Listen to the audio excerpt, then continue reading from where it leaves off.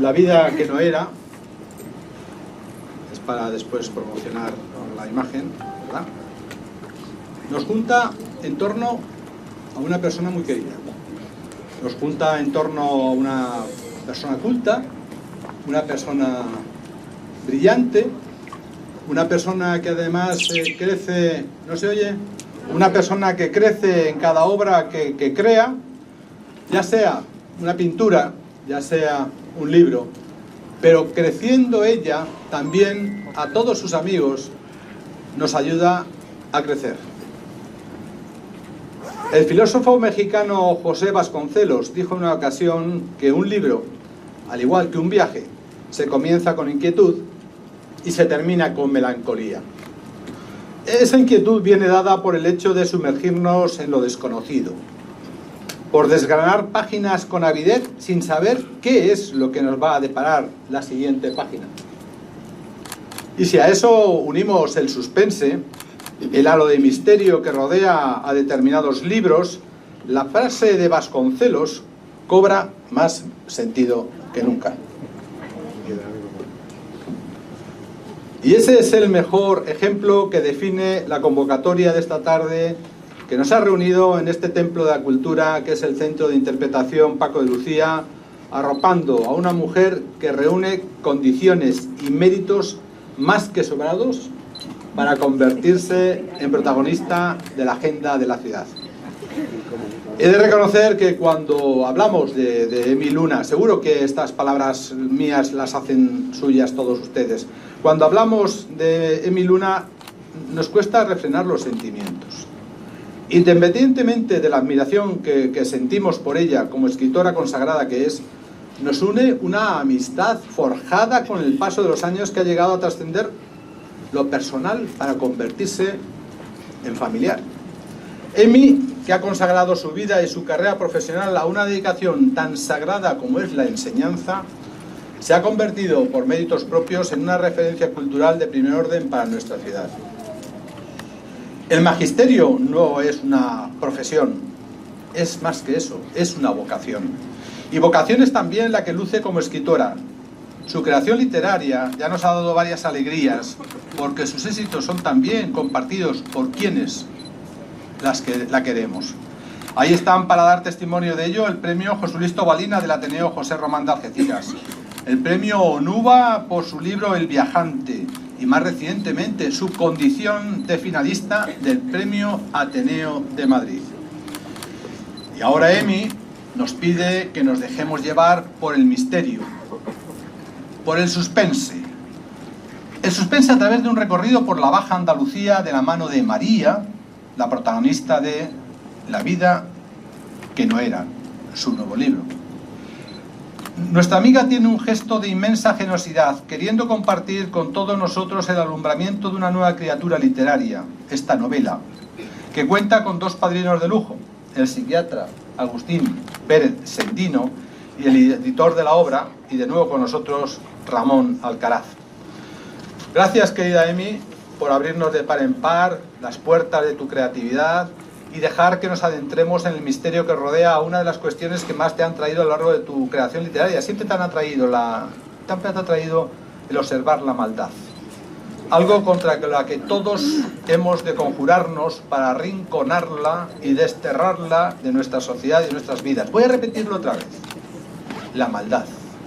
Y todos, Pepa, nos tenemos que conjurar para arrinconarla y desterrarla de nuestras vidas. Sumerjámonos en su mundo, sintamos las emociones y los miedos y dejemos que los personajes vivan dentro de nosotros. Que disfruten la vida que no era. Que la disfrutemos todos. Muchísimas gracias.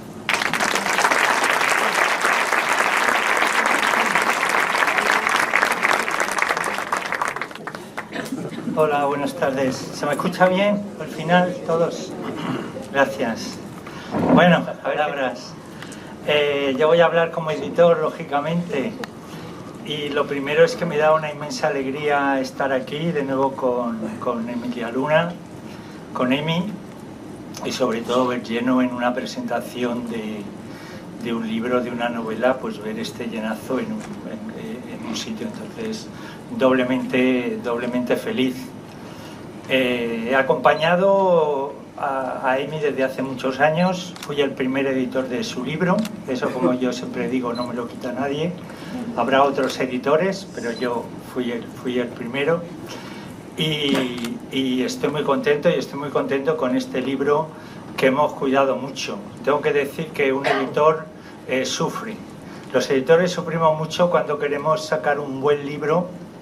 El editor es la persona que, digamos, transforma una idea, algo que está en un ordenador, en una pantalla, en unas libretas, lo transformamos en este producto, en un producto que es físico, que podemos tocar, que podemos ya leer todos, y que cuando queremos que ese libro, esa novela esté bien, pues lógicamente queremos que nada falle. Y en este sentido, Emi es una persona realmente perfeccionista, y incluso después de ya tener maquetado el libro y corregido, hemos tenido pues horas de conversaciones telefónicas, pues con los cambios que hacíamos, comentando para que no se nos escapara nada al margen de una historia, de lo que es la historia nada más, sino también lo que es el contenido, lo que es la forma. Siempre es un riesgo. Como editores, pues nos aventuramos a pensar que algo va a gustar, pero nunca podemos estar seguros. Yo con este libro realmente sí que voy sobre seguro, en primer lugar porque esta novela fue nada menos que finalista del Premio Ateneo de Novela de Madrid, lo cual ya es una garantía de que un jurado de peso, un jurado de gente entendida, pues ha calificado esta novela como una buena obra literaria. Pero además, en cuanto a la forma, el libro tiene que estar cuidado en todos los detalles, y es un libro que puedo decir que es algecireño por los 4 portados. Bueno, menos la parte mía, pero bueno, tenemos a Emi, que es la autora, tenemos a Ismael Pinteño, que es el maquetador de la cubierta, el diseñador de la cubierta, y a Fátima Conesa, que de ella es ese grabado que vemos en la portada. O sea, tenemos 3 autores, y yo, que bueno, yo no soy de Algeciras, pero soy de Cartagena, y yo siempre que he venido a Algeciras me siento muy identificado con esta tierra, por el mar, por el puerto, por ser una ciudad que mira que mira al agua, que mira al otro continente, y en ese sentido pues me siento muy de aquí, muy orgulloso. Y bueno, de la misma manera que me siento orgulloso de la gente de aquí. Tuve otra autora que publiqué hace unos meses, que es Celeste Lozano Rubio, también con una novela, Petra y el Guiño del Tuerto, que también ha funcionado muy bien. Y solamente, bueno, puedo expresar mi satisfacción y dar paso a ellos que hablen, porque creo que tenemos una persona que, aparte de mí, que habla también muy bien, a una persona que es Agustín, que nos va a contar cosas muy interesantes. Y nada más, y gracias, y adelante.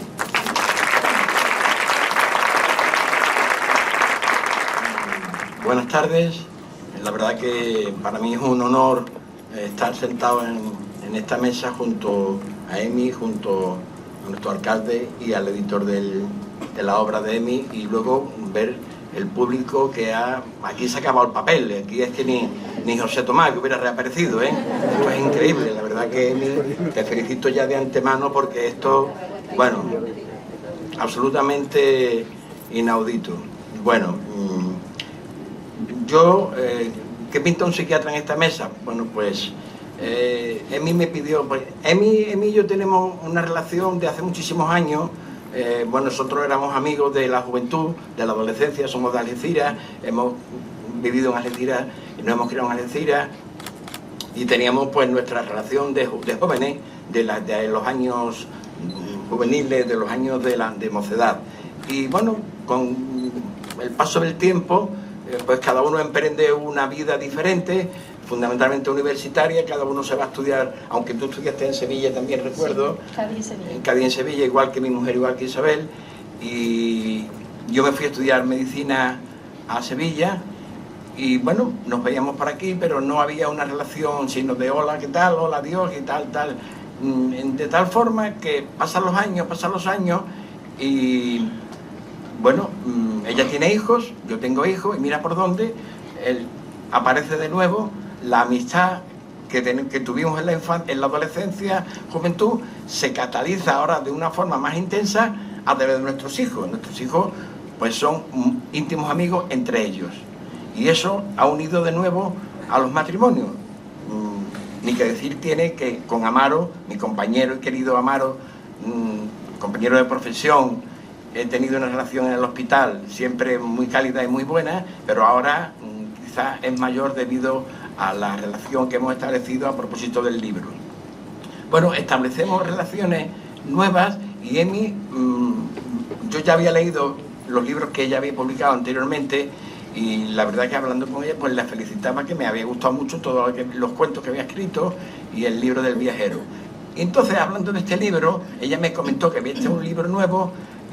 Yo he leído el libro, ella me lo prestó, me lo dijo, me regaló el libro y bueno, en otro día que nos vimos, pues me propuso que yo hiciera una pequeña presentación, hiciese una pequeña disertación, unas reflexiones acerca de lo que a ella le obsesiona y le tiene en su fin literario, que es la maldad en los momentos actuales. La maldad como fenómeno social, como fenómeno conductual. Y me pide que yo haga algunos apuntes sobre la maldad. Y entonces me gustó mucho la idea porque, aunque estoy jubilado, yo nunca puedo dejar de ser médico ni de ser psiquiatra. Y en ese sentido, ser un agente que propicia la salud y que propicia la salud mental de las personas y más de mi comunidad. Y por desgracia hay mucha gente que piensa o que cree que la maldad, que las personas que hacen el mal, los malvados, los demoníacos, son enfermos. Y eso es una cosa absolutamente nula, no es así. Los malvados no son enfermos, los enfermos mentales es otra cosa. Y eso lo quisiera yo resaltar en esta tarde, en esta charla que estamos impartiendo. La maldad, ¿qué es la maldad? Y Emi me propone que hablemos un poquito acerca de esto y que ejemplarice con alguna cosa, con un caso que yo haya conocido, que yo haya visto de esta circunstancia. Bueno, la maldad es un problema conductual humano que tiene muchas facetas, que tiene en su etiología, en sus causas, es multifactorial, tiene un montón de listas y ha sido estudiado por muchísimas personas desde ángulos filosóficos, sociales, psicológicos, médicos, literarios, teológicos incluso, el problema de la maldad, cómo Dios permite la maldad, etcétera, etcétera. Y la maldad es un hecho que está entre nosotros y, como bien nos decía el alcalde, tenemos que rebatirle, tenemos que procurar arrinconarla y echarla de nuestras sociedades. Pero por desgracia está presente y está muy presente actualmente y debido a un montón de circunstancias que tampoco vamos a hablar ahora mismo, pero se está extendiendo a veces con demasiada prisa y con demasiada extensión. Bueno, ¿qué es la maldad? La maldad es la capacidad que tiene el hombre, ciertas personas, ciertos hombres, ciertas mujeres, para generar una conducta de crueldad, una conducta violenta, una conducta agresiva, una conducta manipulativa sobre los demás, o bien sobre los animales, o bien sobre el medio ambiente. Y este tipo de personas actúan absolutamente sin ninguna empatía, obedeciendo ciegamente a sus intereses. Para ellos no ha pasado la empatía ni ha pasado el prójimo, y abusan de una forma absoluta de los demás en forma de conducta violenta, llegando al asesinato, llegando al terrorismo, llegando al genocidio, que son las diferentes manifestaciones de la maldad. ¿Y por qué se produce la maldad? La maldad está en la condición humana. Hay teorías que hablan sobre la maldad en el sentido de que el hombre tiende a la maldad, porque hay muchos filósofos que han hablado acerca acerca de la maldad y de su extensión en la condición humana. Yo creo que al ser un problema multifactorial habría que ver causas fundamentalmente culturales, psicológicas, sociales y por supuesto biológicas, porque hay órganos cerebrales que si se alteran pueden condicionar conductas malvadas. Por supuesto, eso es lo menos frecuente, pero yo conozco algún caso de conducta malvada que acontece en personas que han tenido lesiones fundamentalmente en el lóbulo frontal, en la parte frontal, en la parte de adelante del cerebro. Bueno, la maldad se manifiesta, como he dicho, de forma individual o de forma grupal. De forma individual, lo conocemos todos, lo que es el abuso de las personas, los asesinatos machistas, los crímenes de machismo vicario.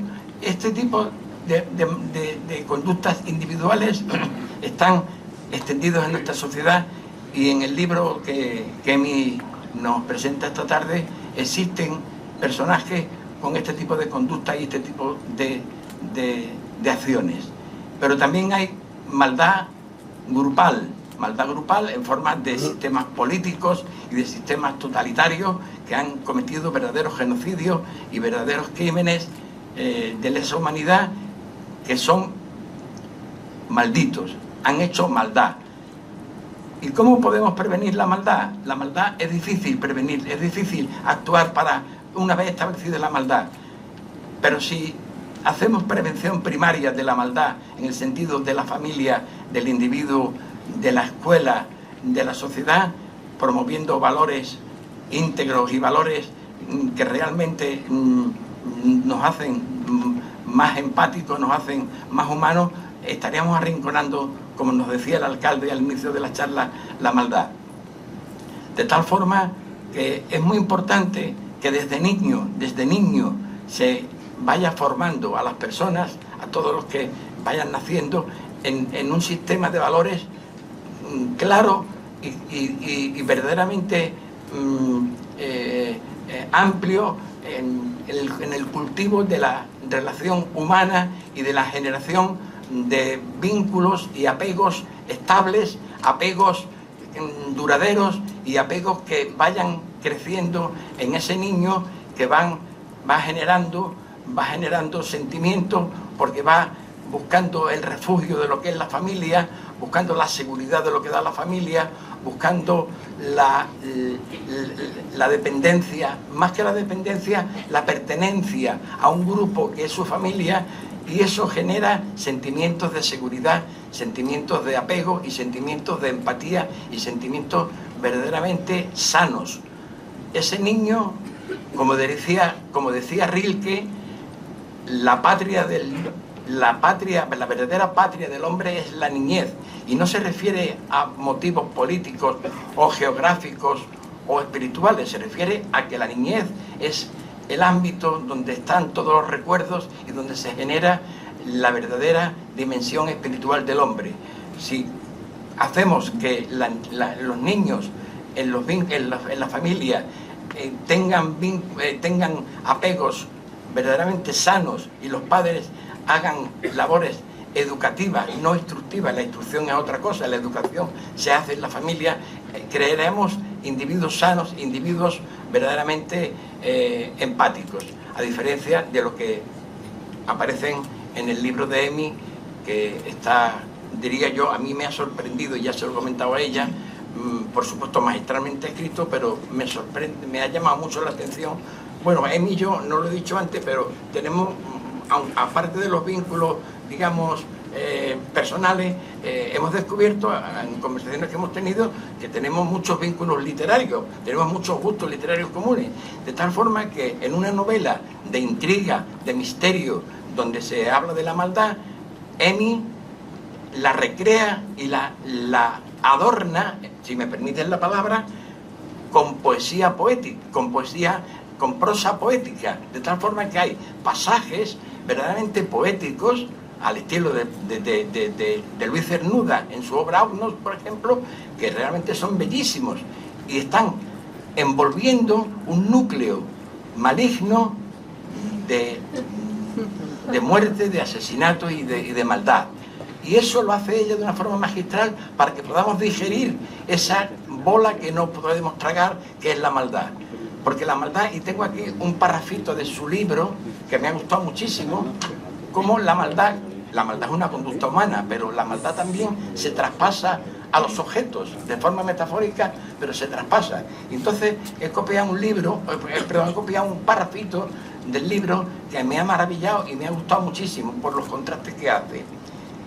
Y dice de la siguiente manera: la maldad no solo se aloja en el corazón de las personas, del corazón pasa a los huesos y a los cartílagos, y desde allí salta a las cortinas de la sala y del comedor, y se derrama sobre las copas de Bohemia y los comederos y las copas, de las copas de Bohemia, y se derrama también sobre los comederos de las bestias. La maldad lo inunda todo, absolutamente todo. Y para digerir esta maldad, ella lo adorna con una serie de párrafos poéticos sobre flores aromáticas, sensaciones placenteras, de olores intensos, de sensaciones espirituales que narra en su libro, que dan un contraste para que tú puedas digerir el trasfondo maligno y malvado de lo que sucede en el libro. Es como un envoltorio a modo de un caramelo. El caramelo lo envuelve un papel, pero dentro está la esencia, lo que es el núcleo de la novela. Bueno, yo para ir terminando me gustaría situar un poquito digamos la sociología, o un poquito ver qué sucedía en España en aquella época. La novela sucede a finales de los años 70, ya ha muerto Franco, prácticamente ya la Constitución está aprobada, y España ha avanzado muchísimo y realmente se ha generado una burguesía, los movimientos obreros están perfectamente sindicados y las cosas han cambiado notablemente. Pero, como bien decía nuestro querido alcalde, amigo y compañero José Ignacio, lo que acontece en el pueblo de la Baja Andalucía no es eso. En la Baja Andalucía, en el Cortijo, en ese lugar donde acontece la novela, persiste todavía otra sociedad, la sociedad estamental. Persiste todavía los tres estamentos: la nobleza, el clero y el pueblo llano, o el tercer estamento, en el pueblo y en el Cortijo. Y eso está allí, y eso es lo que todavía hace aún más difícil el cambio en los acontecimientos de la novela. O sea, España ha cambiado, pero allí persiste todavía la sociedad medieval que favorece esos comportamientos abusivos, esos comportamientos manipulativos que hace el ser malvado. Bueno, yo no quiero extenderme más, quiero dejar bien claro una cosa, es el tema de la diferencia con la enfermedad mental.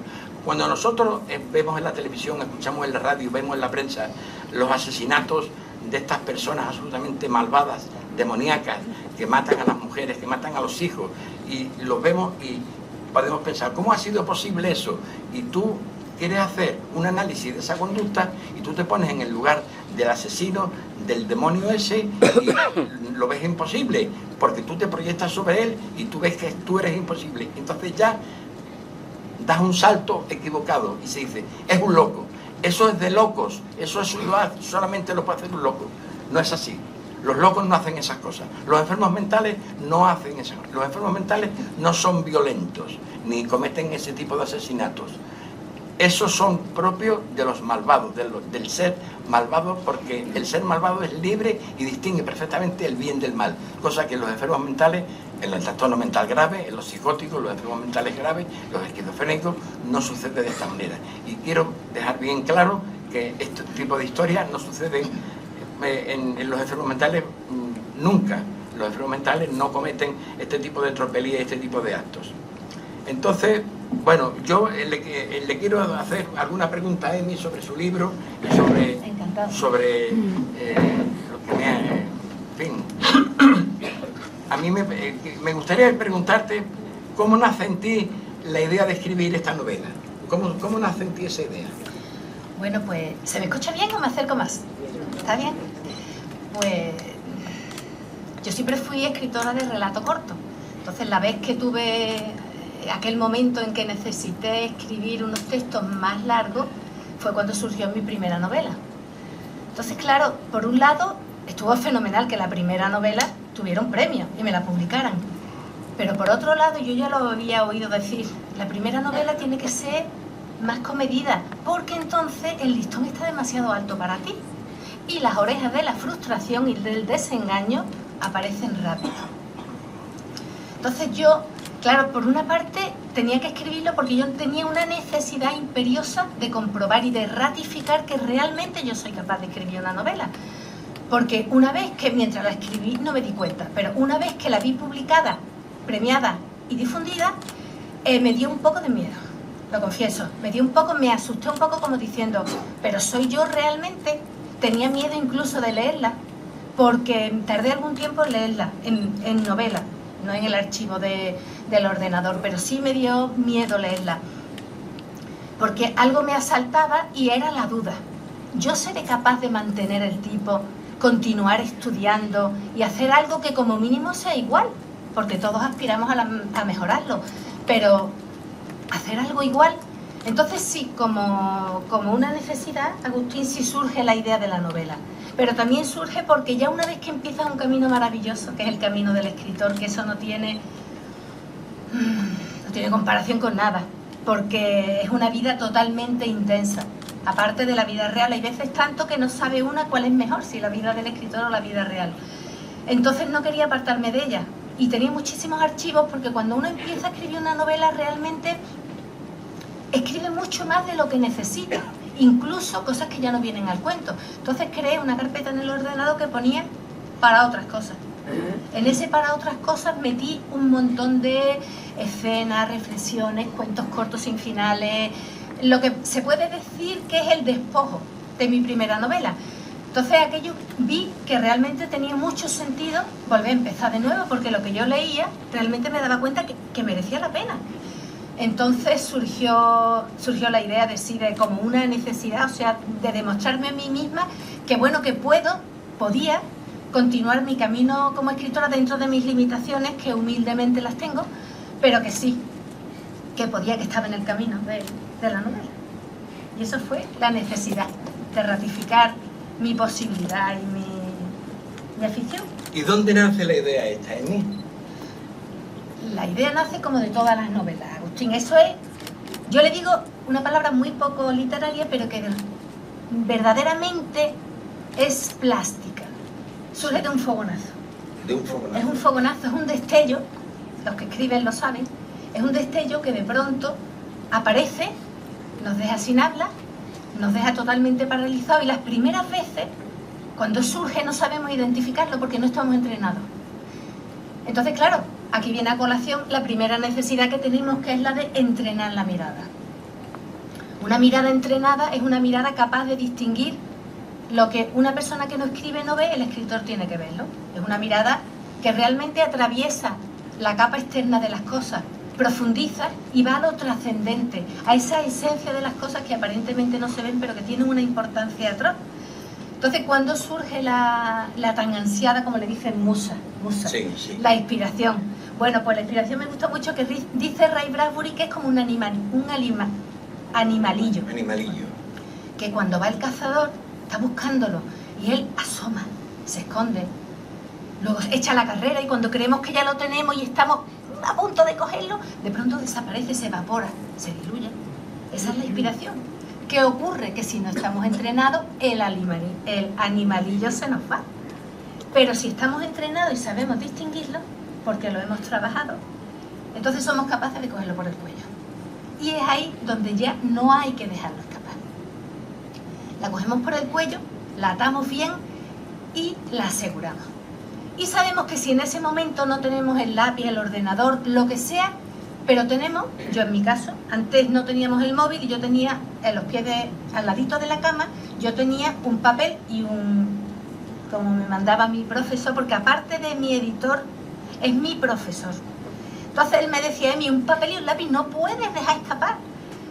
Ahora tenemos la maravillosa maquinita, el teléfono, que no despierto a nadie, no despierto a Amaro con la luz de noche, pero el teléfono, y de pronto la idea, brum, ahí queda. A mí ya no se me escapa más, eso era al principio. A mí ahora ya, bueno, cuando viene la musa, yo estoy, pero vamos, con los brazos cruzados así, esperando y el bolígrafo preparado, porque es importantísimo, es ese momento clave, es un destello, es algo maravilloso, es algo tremendamente, puede solucionarlo la novela. O sea, nosotros tenemos un proyecto y de pronto estoy en un callejón sin salida, no sé seguir, estoy atascada, y de pronto, ¿y qué tipo de inspiración? Bueno, pues como las enfermedades, sí, pueden ser endógenas, los motivos que las causan, o puede ser exógenas. Bueno, exógenos, muy fácil, pues una escena fuera de nosotros.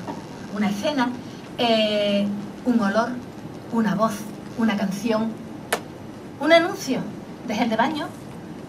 Cualquier cosa puede despertarnos la imaginación. Y también, por supuesto, motivos endógenos. A mí me encanta porque son los que yo siempre he cultivado mucho, que son los recuerdos, la experiencia vivida y las lecturas acumuladas. Porque, aunque nosotros creamos que nuestras lecturas sí se leen de forma coyuntural, pero esas lecturas acumuladas es la base del escritor. Luego tenemos que utilizar muchas herramientas, porque tenemos que conocer las técnicas narrativas, tenemos que tener una capacidad de resistencia física y mental alucinante, como decía Salter, decía, o era Steinbeck. Steinbeck, cuando escribió Al este del Edén, decía o Tom Wolfe, no me acuerdo ahora quién decía, que es que escribir las novelas era de tonto, que en realidad lo que tiene que tener un novelista es una capacidad brutal, tanto física como mental, para poder resistir un día tras otro, así hasta años, para escribir una novela. Entonces esos dos tipos de inspiraciones son los que, hombre, si las combinamos, que es lo suyo, y es lo que con el tiempo se aprende, entonces cuando nace la obra, que puede ser mejor, puede ser peor, tener más suerte, más fortuna o menos, pero esa es la manera. Y en mi caso tengo claro, en otros casos no lo tendría. De un cuento a lo mejor hemos hablado, oye, ¿y este cuento cómo te surge? Pero hay un caso absolutamente claro que fue cómo me surgió a mí esta novela. No voy a dar muchas pistas, pero estaba pasando en un pueblo, en una casa rural con toda mi familia, estaba pasando la Nochebuena. Y al día siguiente fuimos a la iglesia, fuimos a la misa de Navidad del pueblo. Y cuando llegamos, pues estábamos nosotros solos. Y de pronto empiezan a entrar una serie de personajes. Yo creí que yo estaba en una película de Berlanga o de Borado, no sé. Es que fue como me transporté directamente. Entraron primero unos niños todos preciosos y rubios. No sé cómo se las apañan para que todos sean maravillosos, guapísimos y rubios. Todos vestidos estupendos, con unos abrigos de pelo de camello, unos loden. Y después llegaban las madres. Bueno, sobre decir cómo eran las madres. Si los niños eran bonitos, las madres eran guapísimas, todos con unas ropas ideales. Unos niños jóvenes llegaron después con las fustas de cuero porque venían de montar a caballo. Y de pronto, cuando todos se sientan y se oye un silencio atroz. Me vuelvo y en ese momento se cierran las puertas de la iglesia. Y entra el que yo supuse que era el patriarca. Creo que pertenecía a una familia aristocrática, que no quiero decir la casa a la que pertenecía, y llegó, pues como se llegaba antes, llegó como si fuera el príncipe. Llegó andando despacio, mirando, acariciando la cabeza de los niños que se le acercaban, con toda la suavidad del mundo, saludando, y de pronto dos monjas clarisas, pequeñitas, con la túnica y la capita negra, le pusieron un reclinatorio maravilloso, forrado de brocado granate, y una silla. Entonces él miró a todos lados, se puso de rodillas y vino la que luego supe que era su hija, porque en todas las familias antiguas había una hija monja, y le dio un beso a su padre. El padre dio la venia y empezó la misa. Aquello me dejó totalmente descolocada. Ni escuché la misa, ni escuché nada. O sea, ya mi mente, ese era lo que yo estaba esperando. Era maravilloso, porque no me hizo falta nada. Esperé, yo ya no quería ni volver a la casa, ni comer, ni nada. Yo me quería ir a mi casa al ordenador. Cuando llegué inmediatamente me senté, hice un cuento. El cuento se llamó Don José. Creo que era el Marqués de Figueroa, no creo que ocurra nada porque lo diga. Y entonces pues hice un cuento que se llamó Don José. Lo mandé a algún certamen y gané uno en Cantabria, uno que era importante, ¿verdad, Ramón? ¿Te acuerdas? No lo gané, quedé segunda. A ver, qué vacilona, no. Quedé segunda, pero que ya era un pedazo de premio. Y claro, yo me daba una pena, digo, por Dios, pero si es que esto es el germen de una novela, de algo extenso, algo divertido, algo que puedo yo convertir en, bueno, que me puede dar meses y meses, incluso un año de diversión. Entonces me enteré, hablé con Ramón, ¿qué pasa si yo uso mi cuento? Me dice, bueno, tienes que tener en cuenta que no se puede, también hay autoplagio. No solamente es que yo no pueda plagiar, copiar la obra de otro escritor, es que yo no puedo plagiarme a mí misma, aún siendo la dueña del relato. Con lo cual, como es una cuestión de proporciones, elegí la idea, elegí un par de frases, pero todo aquello que no me pudiera pues traer problemas de carácter jurídico. Y entonces empecé a escribir mi novela, pues ya con esa ilusión, ya tenía ese marco. Inmediatamente, pues como hablamos de las cosas que nosotros vemos a lo largo de nuestra vida, hay una cosa que Ray Bradbury le puso nombre y yo no sabía lo que era. Mi madre me decía, ¿y tú cuándo escribes? Si no te da tiempo entre el colegio y los niños, ¿cuándo escribes? Y yo le decía a ella infantilmente, mamá, que tengo enanitos que trabajan por mí. Hasta que de pronto leí al escritor Ray Bradbury en un libro que se llama El Zen a la hora de escribir, que es una maravilla, y decía que esto se llama la mente secreta, y por fin le puse nombre. La mente secreta lo único que hace es estar alerta cuando nosotros no lo estamos.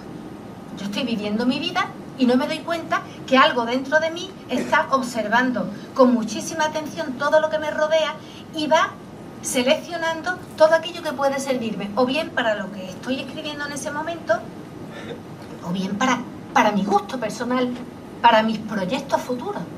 Entonces, pues, mi mente secreta salió y me recordó, primero, lo que yo había leído que me recomendó la persona que más ha influido en mí a nivel literario, que ha sido mi hermano Álvaro. Me recomendó dos autores. Y los autores eran William Faulkner y John Steinbeck. Los dos son escritores de finales del siglo XIX, expertos en la América profunda.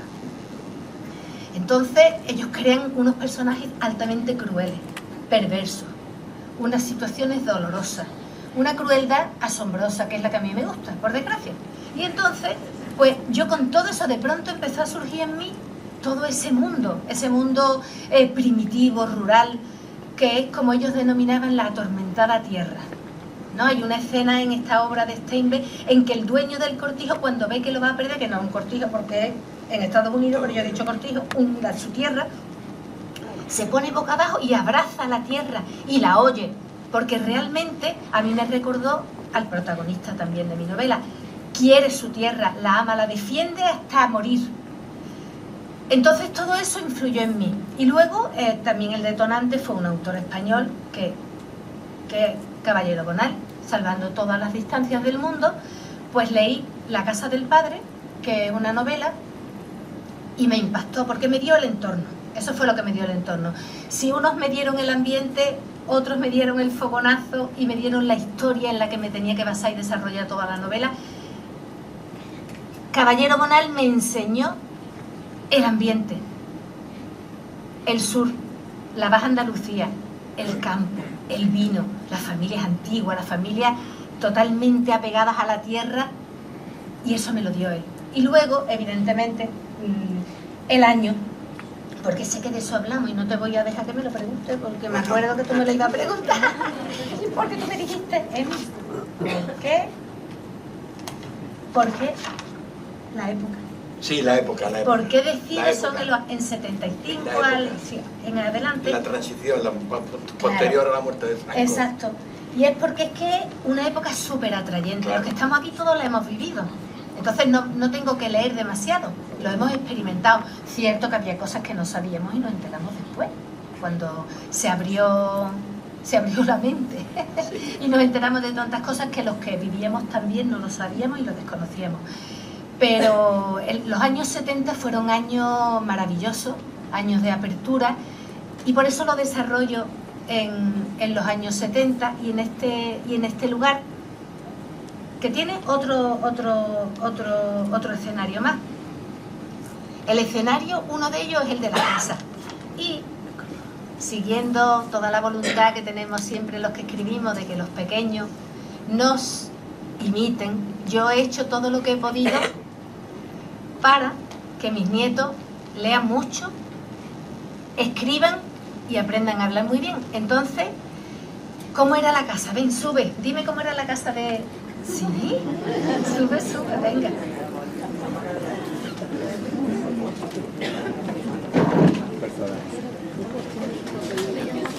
No, mira, él tiene eso.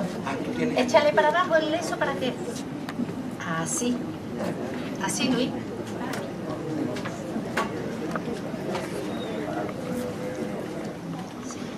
No se sabía si la casa se había contagiado del carácter del marqués o había sido al contrario, que aquel hogar con personalidad propia hubiera marcado su manera de ser y de ver la vida para siempre. El cortijo despedía altivez, superioridad. Se extendía sobre una olla en el valle con su geometría blanca. Al penetrar en su zaguán, uno no se sentía que la casa lo acogiese. Más bien percibía la desconfianza del edificio hacia los desconocidos. Olía la biblioteca lejanía, la cocina a distancia, y los dormitorios preludiaban noches insomnes. El comedor se diluía entre vapores de soledad. Era una casa inhóspita, por más que doña Patro se empeñara en hacerla confortable para sus hijos y hospitalaria para los amigos. Sobre ella flotaba un aire enrarecido que provocaba cierta angustia en el corazón y un nudo en la garganta.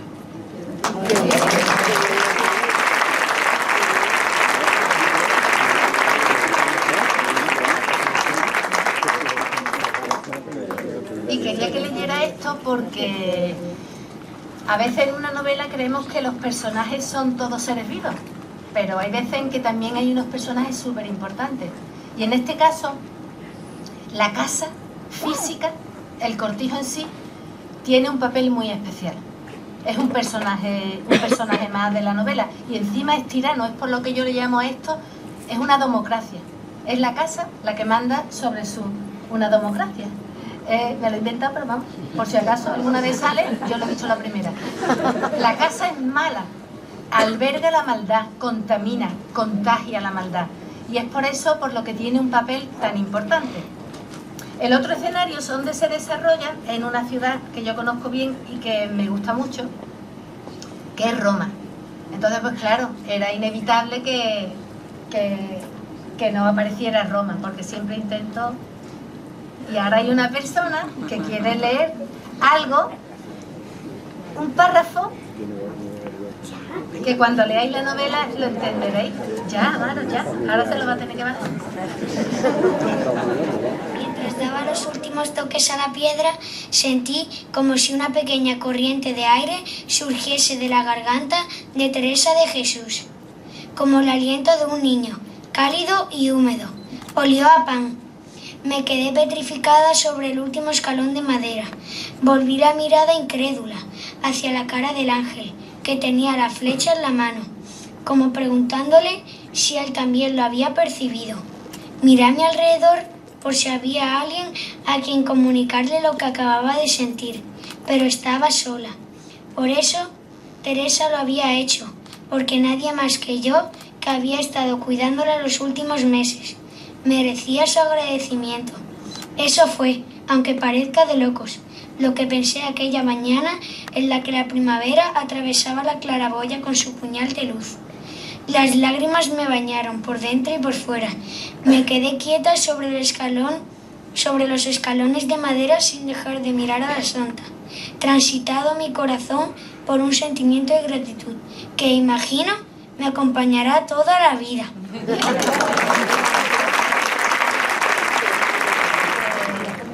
Es que, o sea, vamos a ver, que es que estoy vivo con ellos prácticamente. O sea, ellos son testigos de todo lo que escribo, testigos de mis novelas, de mis cuentos, y sobre todo porque yo les enseño a ellos a escribir, les corrijo lo que escriben y les animo también. Entonces es una forma de hacerlos partícipes de esto para que se contagien y algún día pues también lo pueden hacer.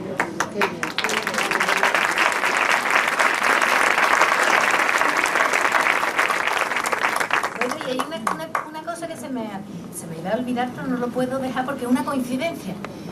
La primera novela, cuando ya tenía todo para empezarla, tenía un montón de archivos, la cabeza ya lo tenía ya todo en su sitio, pues mi hija, la que vive en Estados Unidos, nos llamó de que estaba embarazada, o sea, de que ya le quedaba poco, sabíamos que estaba embarazada, claro, y entonces nos íbamos con ella a su casa.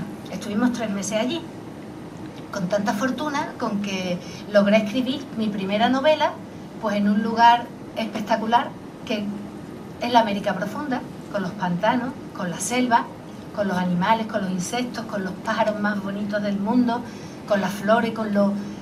todo extremo, porque en esa zona todo es extremo, todo es exuberante. Y un bebé en un capazo al lado. Así escribí mi primera novela. Entonces yo, para mí, aquello fue una excepción. Pero ¿quién me iba a decir a mí que esta novela volví otra vez al parto de nuestro segundo nieto americano? Y otra vez me encontré con todo un archivo. Mi hija ya me había preparado la misma habitación, el ordenador, el comedero de colibríes delante de la ventana, porque me encanta escribir mientras veía los pajaritos pequeños aleteando delante de mi ventana. Y entonces me encontré con que esta vez que me había dedicado a leer a todos esos escritores, ahora en ese ambiente de América Profunda iba yo a escribir mi novela. Entonces fue un subidón tremendo. Me tuve que venir antes porque fue cuando estalló el COVID, que es uno de los motivos fundamentales que ha atrasado, además, las muchas cosas que nos han atrasado a todos los escritores y a toda la gente. En realidad nos afecta muchísimo. No vamos a contar ahora las consecuencias del COVID, pero todos nos quedamos afectados en aquel momento. Entonces, cuando me faltaban 15 días para venir y yo contaba con que la acababa allí, pues me llamaron de la embajada y me tuve que venir urgentemente. Y los 15 días que estuve confinada, como tuvimos que estar todos en las habitaciones encerrados, sin contagiarnos y sin comunicarnos con el resto de la familia, pues ahí es donde yo terminé mi novela. Entonces, pues esta novela tiene un sabor de todo, tiene un sabor de Roma, tiene un sabor americano, tiene un sabor andaluz y tiene el sabor de mis nietos, porque ellos son los que están presentes en mi vida todos los días y a todas las horas. Y por supuesto, de mis amigos. Y entonces yo no quiero dejar de agradecer primero la presencia del señor alcalde, de mi editor, que se ha desplazado desde Madrid hasta aquí, de Agustín, que no dijo es que ni lo dudó, o sería que yo fui demasiado insistente de tú vas a presentar mi novela. Y no lo dudé. Yo me quedé asombrada, pero digo, bueno, él sabrá lo que hace. No. Y a José Luis Lara y a todo el personal que trabaja aquí por su generosidad, por su bien hacer, porque son los custodios no solo del flamenco, sino de la cultura de nuestra ciudad, ofreciéndonos siempre todo fácil, cómodo. Y bueno, mi mayor agradecimiento, aparte de mis hijos y mi marido, que son todos, ¿qué? Ah, él me hace así que a mí, claro, por orden. A todos los amigos, porque pues todos, cada uno de vosotros en un momento determinado, si puedo presumir algo, yo lo decía el otro día en la tele, no va a presumir, yo presumo de amigos, claro, de otra cosa no lo sé, pero de tener muchísimos diferentes que enriquecen mi vida continuamente, así que os agradezco, pero de profundo corazón que hayáis venido esta tarde, porque hoy era muy importante para mí. Esta novela, cuando ganó el premio, era el COVID, la recogí con la mascarilla, sí, el Ateneo era maravilloso, pero era otra cosa, y luego circunstancias personales pues hicieron que la metiera en un cajón, hasta que la primavera pasada, pues Ramón me convenció de que era una buena novela y que era una pena que no la publicáramos. Entonces, pues salvando problemillas del oficio, ¿verdad? Y he contado con la ayuda inestimable de Fátima Conesa, que me cedió su obra, pero es que me lo propuso ella, o sea, yo ni le pedí, y Ismael Pinteño, que a la vez que estaba preparando su trabajo magnífico para Planeta, fue capaz de hacerme el rolas que tenemos ahí. Dice, como yo tengo uno para llevarlo por toda España, en mis presentaciones te he hecho otro para ti. Entonces, pues puedo presumir, amigos. Así que muchísimas gracias, espero que os encante la novela. Yo creo que sí.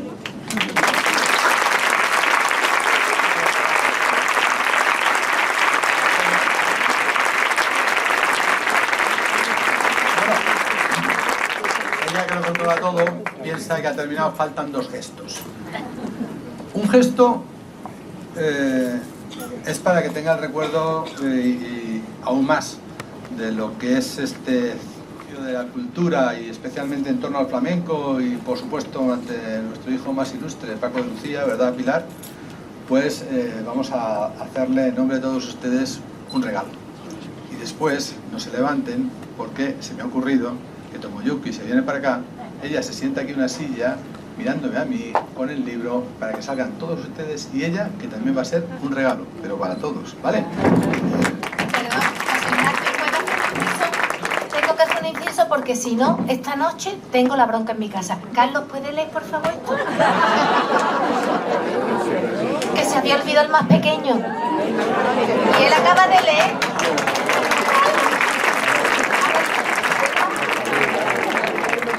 Ah, lo que quiere conmigo.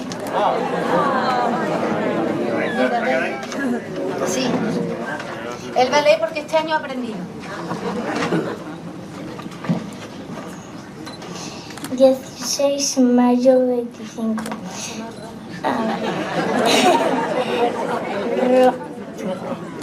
Roma es el abandono de sus calles y tejados. Roma es la exuberancia de sus jardines secretos y sus jardines trepadores, fachadas tapizadas de verde.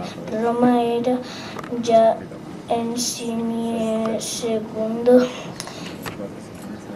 escenario. Roma está arte y si a eso le unimos mi amor por el arte en general, el cóctel era irresistible.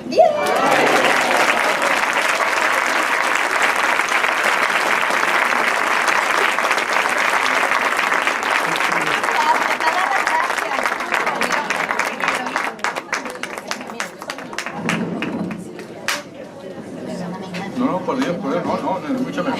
Bueno, una reproducción autentificada de uno de los gestos que tenía Paco de Lucía cuando estaba muy concentrado y tocaba. En nombre de todos ustedes, para nuestra amiga, para la autora. Muchas gracias.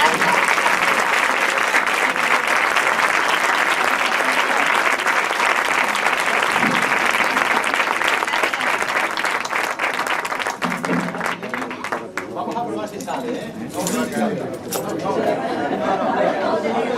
El libro. ¿Sí? Vamos a ponerle Ponemos la mesa un poco.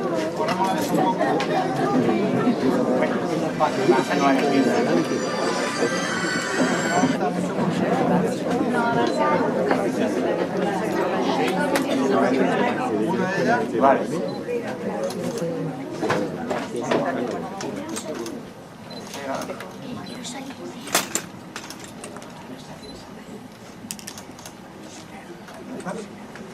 Ahora yo.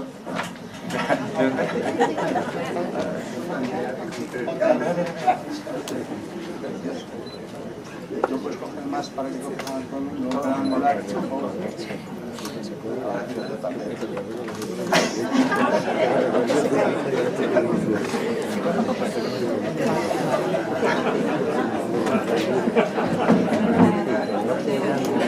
Eso que sea nada.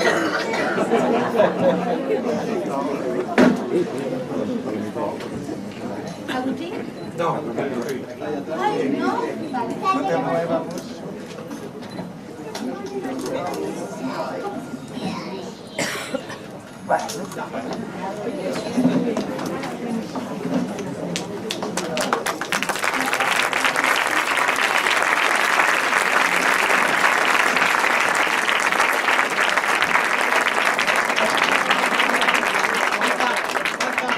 Otra foto que seguro que no se me podía olvidar y que estoy seguro que ustedes estarán de acuerdo conmigo.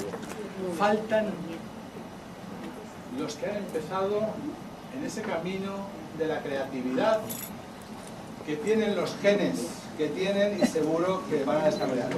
Arriba, por ella.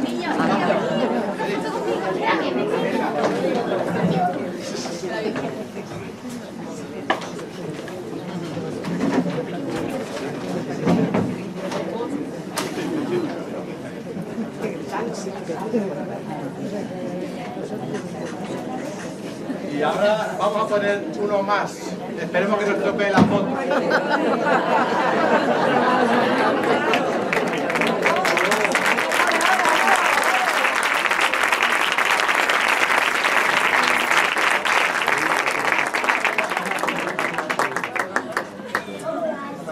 Primero a ella.